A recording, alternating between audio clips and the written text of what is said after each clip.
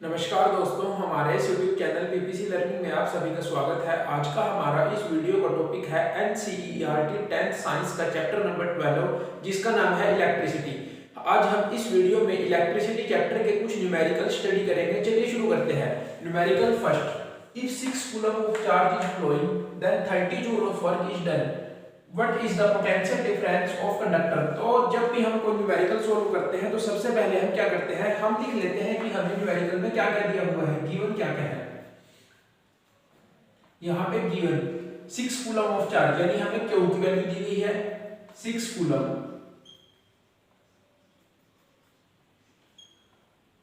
Then 30 joule of work is done, हमें W की value दी गई है 30 जूल। तो जो जो हमें गिवन था वो हमने लिख लिया। अब हमें पूछा क्या गया है, हमें पूछा गया है what is the potential difference of conductor, यानी हमें पोटेंशियल डिफरेंस निकालना है।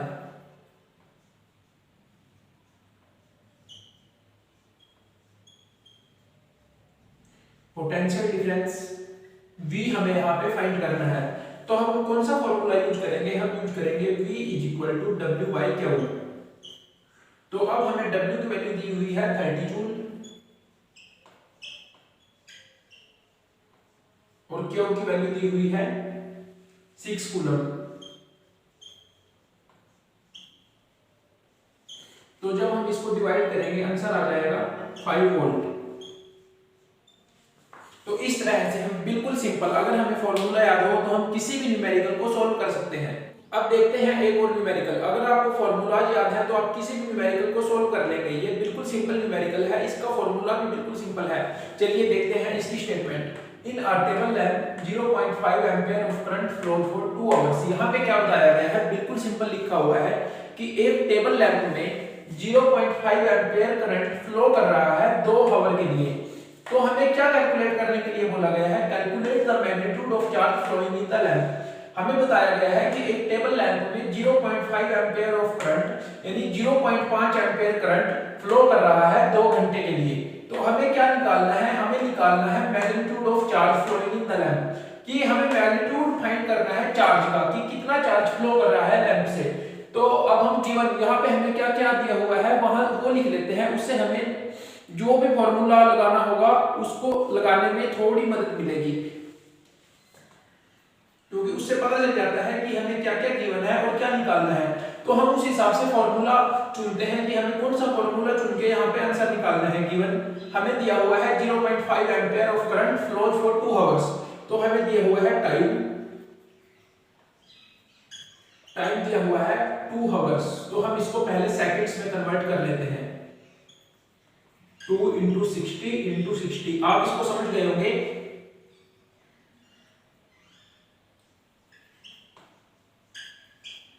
ये हो जाएगा, ये सेकंड्स हो गई यहाँ पे 7200 सेकंड्स, 7200 सेकंड्स। अब हमें और क्या दिया हुआ है, इन अ टेबल लैंप 0.5 एम्पीयर। अब हमें दिया हुआ है I की वैल्यू, यानी करंट दिया हुआ है 0.5 एम्पीयर। अब हमें फाइंड क्या करना है, हमें चार्ज निकालना है, यानी क्यू को हमें फाइंड करना है। तो जब भी आप कोई न्यूमेरिकल सॉल्व करें सबसे पहले आप गिवन उसमें क्या क्या है उसको लिख लीजिए और हमें क्या फाइंड करना है उसको लिख लीजिए, तो आपको फॉर्मूला लगाने में मदद मिलेगी। अब जैसे हम यहाँ पे इस फॉर्मूले का यूज कर सकते हैं, Q = I × T। तो I की वैल्यू क्या है, हमने यहाँ पे फॉर्मूला चूज किया Q = I × T। तो अब हमें I की वैल्यू क्या दी हुई है 0.5 एम्पीयर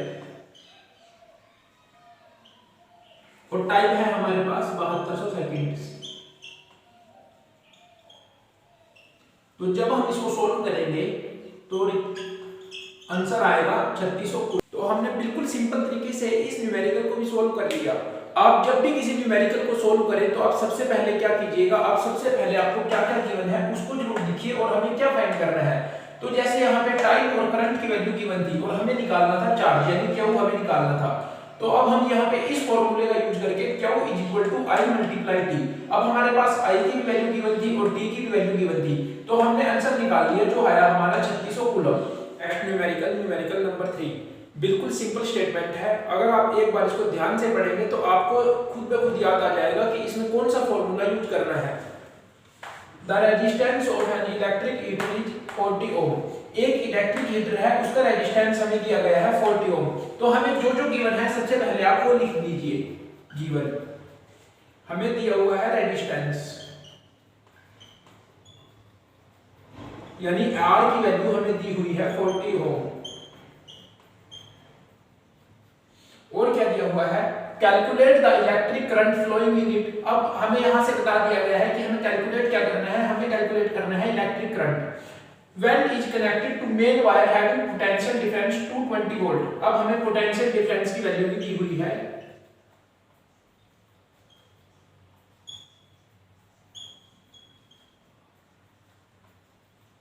वो कितनी दी हुई है, V की वैल्यू 220 वोल्ट। अब आप देखिए हमें कैलकुलेट क्या करना है, हमें बोला गया है इलेक्ट्रिक करंट को कैलकुलेट करने के लिए। Electric current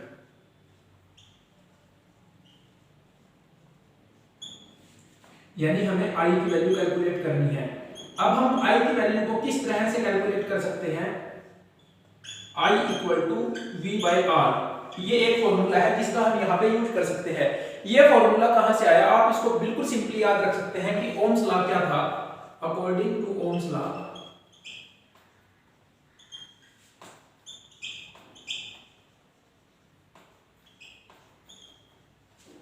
V equal to IR, यानी I मल्टीप्लाई R।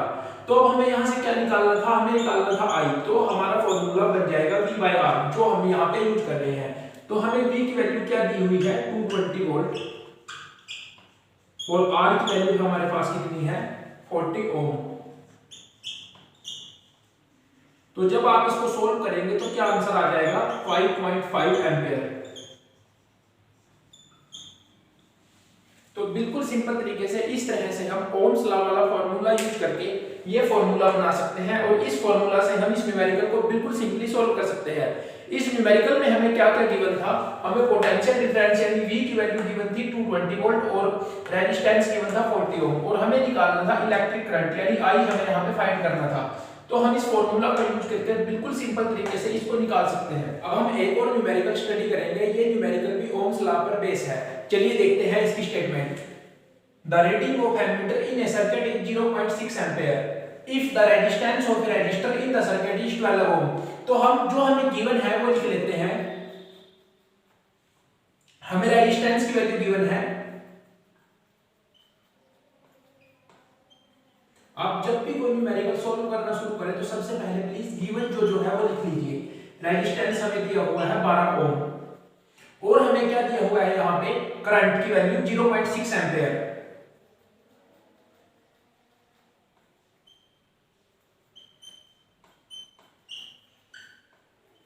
अब जो हमें गिवन था वो हमने लिख लिया है। अब हम देखते हैं कि हमें क्या निकालना है, क्या फाइंड करना है। Then calculate potential difference across its two ends. तो अब हमें पोटेंशियल डिफरेंस फाइंड करना है। इन्होंने हमें बोला है पोटेंशियल डिफरेंस को कैलकुलेट करने को, यानी हमें V की वैल्यू निकालनी है। तो अब ओम्स लॉ वाला अगर हम यहाँ पे फॉर्मूला यूज करें बिल्कुल सिंपली, जो आपको याद भी होगा ओम्स लॉ क्या है, according to Ohm's law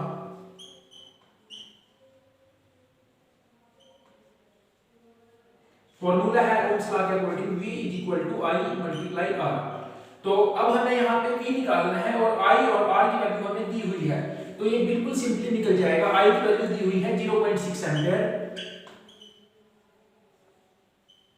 R की वैल्यू दी हुई है 12 ओम।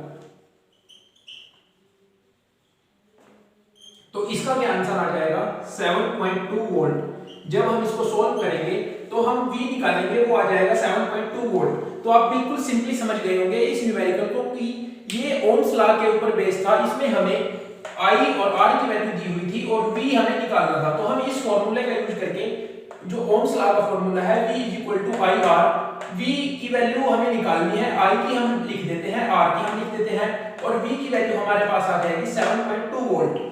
अब हम एक और न्यूमेरिकल यहाँ पे स्टडी करेंगे जो ओम्स लॉ पे ही बेस है। इससे आपके ओम्स लॉ के न्यूमेरिकल अच्छे से क्लियर हो जाएंगे। चलिए देखते हैं statement. If the resistance of A heater is 50 ओम। तो हमें गिवन है रेजिस्टेंस हीटर का, एक हीटर का हमें रेजिस्टेंस गिवन है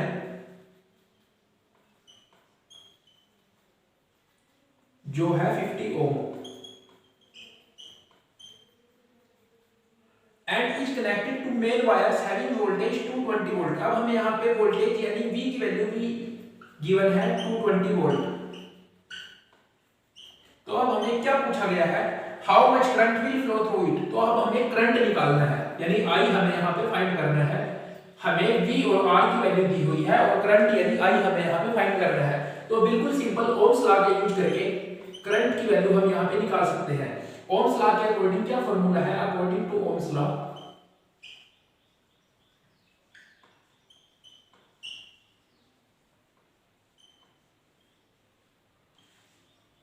B equal to I R. तो अब हमें I निकालना है तो फॉर्मूला हो जाएगा V बाई आर। V की वैल्यू क्या है, हमें गिवन है जो 220 वोल्ट और R की वैल्यू गिवन है 50 ओम। तो यहां से क्या आंसर आएगा हमारे पास, I कितना आ जाएगा 4.4 एम्पेयर। तो इस तरह से बिल्कुल सिंपल तरीके से हम इस न्यूमेरिकल को सोल्व कर सकते हैं। तो ओम्स लॉ के न्यूमेरिकल आपको अच्छे से क्लियर हो गए होंगे। आपको सिर्फ ओम्स लॉ वाला फॉर्मूला यूज होना चाहिए। अब जैसे इस फॉर्मूले का यूज करके हम बहुत से न्यूमेरिकल सोल्व कर सकते हैं। तो सबसे इंपॉर्टेंट है फॉर्मूला। आप कोई भी न्यूमेरिकल जब आप देखें तो सबसे पहले उसमें क्या क्या गिवन है आप उसको लिख लीजिए और क्या हमें पूछा गया है यानी हमें फाइंड क्या करना है। अब हम न्यूमेरिकल सोल्व करेंगे सीरीज और पैरेलल पे। ये जो न्यूमेरिकल है इसमें हम देखेंगे कि अगर जो कंडक्टर है वो सीरीज में जुड़े हुए हैं तो हम उनका जॉइंट रेजिस्टेंस कैसे निकाल सकते हैं। चलिए देखते हैं क्या स्टेटमेंट है। There are 3 conductors whose resistance are 20 ohm 10 ohm 2 ohm respectively have been connected in series. ये बहुत इंपॉर्टेंट है कि 3 कंडक्टर हैं जिनका रेजिस्टेंस हमें गिवन है 20 ओम 10 ओम और 2 ओम और वो जो 3 कंडक्टर हैं वो सीरीज में जुड़े हुए हैं और उनका रेजिस्टेंस हमें गिवन है। तो हमें क्या पूछा गया है, हमें क्या निकालना है, हमें निकालना है जॉइंट रेजिस्टेंस की। इन तीनों का जॉइंट रेजिस्टेंस कितना होगा। तो हम मान लेते हैं कि जो फर्स्ट कंडक्टर है उसको हम मान लेते हैं R1 यानी जो फर्स्ट कंडक्टर का रेजिस्टेंस है उसको हम यहाँ पे जो 20 ओम है उसको हम R1 से लिख देते हैं, 10 ओम को R2 से और जो 2 ओम है उसको हम यहाँ में लिख देते हैं R3 से। तो अब हमें पूछा गया है जॉइंट रेजिस्टेंस। तो मान लीजिए आपको R निकालना है तो आप ये जो सीरीज में है इनको कैसे निकालेंगे। तो आप कुछ नहीं कीजिए, आप बिल्कुल सिंपली अगर सीरीज में दिए हुए हैं कि ये सीरीज में कनेक्ट है तो आप तीनों को ऐड कर दीजिए 20 ओम प्लस 10 ओम प्लस 2 ओम। यानी बिल्कुल सिंपली आप याद रखिए अगर आपको जितने भी कंडक्टर दिए हुए हो और वो सीरीज में कनेक्ट हो तो अगर आपको उनका रेजिस्टेंस निकालने के लिए बोला जाए तो आप क्या कीजिए, जो वो सीरीज में कनेक्ट है तो आप उन तीनों को प्लस कर दीजिए। जैसे ये तीनों के तीन दिए हुए थे 20 ओम 10 ओम और 2 ओम। अब हम इनको कैसे निकालेंगे, कैसे सोल्व करेंगे, इनका जॉइंट रेजिस्टेंस कैसे निकालेंगे। तो हम इन तीनों को जोड़ देंगे तो हमारा आंसर आ जाएगा 32 ओम। यानी आपको फॉर्मूला याद होना चाहिए। अगर सीरीज में हमें निकालने को बोला जाए तो हम सीरीज में किस तरह से कौन से फॉर्मूले का यूज करके अपने न्यूमेरिकल को सोल्व कर सकते हैं। अब हम एक और बिल्कुल सिंपल न्यूमेरिकल सोल्व करेंगे जो एग्जाम में बहुत बार पूछा जाता है इस तरह से कि आपको वैल्यू दे देते हैं डायरेक्ट R1 की, R2 की और R3 की और आपको पूछा जाता है कि टोटल रेजिस्टेंस निकालिए पैरेलल में या फिर पूछ लिया जाता है सीरीज में या फिर दोनों भी पूछ लिए जाते हैं एक ही न्यूमेरिकल में। तो बिल्कुल सिंपल अगर आपको फॉर्मूला याद है आप बिल्कुल सिंपली सोल्व कर सकते हैं। जैसे अगर हम यहाँ पे R निकालने को बोला जाए, टोटल रेजिस्टेंस पैरेलल में निकालने को बोला जाए तो हम कैसे सोल्व करेंगे। ये वाला फॉर्मूला हम यहाँ पे यूज करेंगे 1/R equal to 1/R1 plus 1/R2 plus 1/R3। ये सिंपल फॉर्मूला हम यहाँ पे यूज करेंगे। और अगर सीरीज में निकालने को बोला जाए तो ये वाला फॉर्मूला जो हमने पिछले न्यूमेरिकल में यूज किया था R equal to R1 plus R2 plus R3। अब आप जैसे हमें पैरेलल में निकालना है पहले तो हम क्या करेंगे 1/R हमें निकालना है तो 1/R1 की वैल्यू है 60, R2 की वैल्यू है 50 और R3 की है 12। जब हम 60, 15 और 12 को सोल्व करेंगे तो मैं यहाँ पे सोल्व कर रहा हूँ। हम इनको इस तरह से सोल्व करेंगे, आपको आता होगा सोल्व करना, बिल्कुल सिंपली है।